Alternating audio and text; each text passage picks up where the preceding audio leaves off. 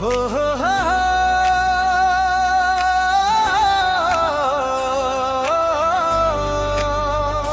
ला ला ला माया के जादू, माया के जादू। तोर माया के जादू छागे मोर जियरा ला जगा के।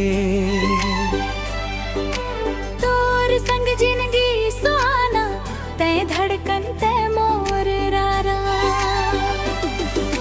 तोर बोली मंत्र लागे, तोरे पीछे जियरा भागे। ये का जादू करे संग सब सुख तोरे माया मोह पाए। माया के जादू चल गे रे।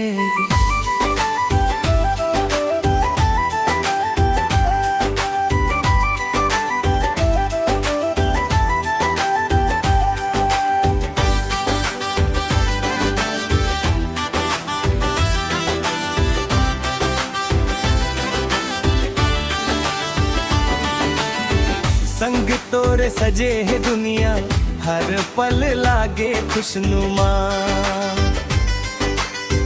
बरसे माया के फुहार, महके माटी के महल। तोर मुस्कान में खोए मन, तै मोर चंदा के उजियार। तोर बिना सुना रास्ता, तय मोर सरगम के प्यार। माया के जादू चल गे रे।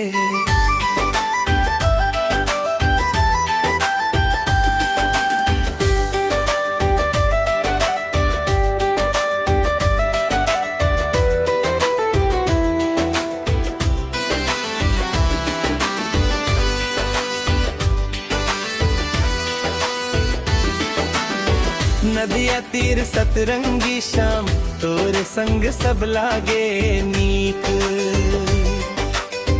माया के बंधन देख के सूरज घलो पावे सीख। दुख के बदरा भाग जाए, खुशहाली के फूल खिले।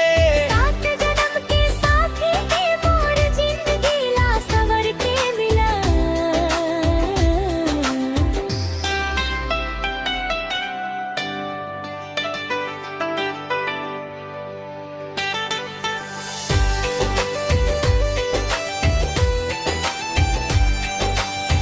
फाग राग माँ गाबो संग, सुर ताल माँ बाजे साज। संकट घनो डर के भागे, तोर भरोसे मोर काज। गगन धरती साक्षी है, पावन हमर ये नाता। संग चलबो ये रास्ता, माँ छोड़ बूझल कभू नाता। माया के जादू चल गे रे।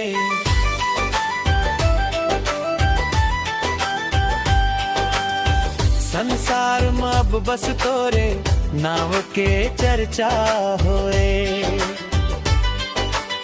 ही के कोना कोना माँ तोरे प्रीत के कलिया सोए।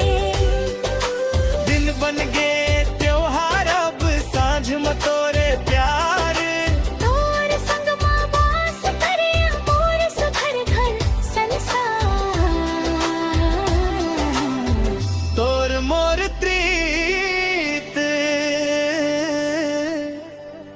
हरदम निभाए। माया के जादू चल गे रे।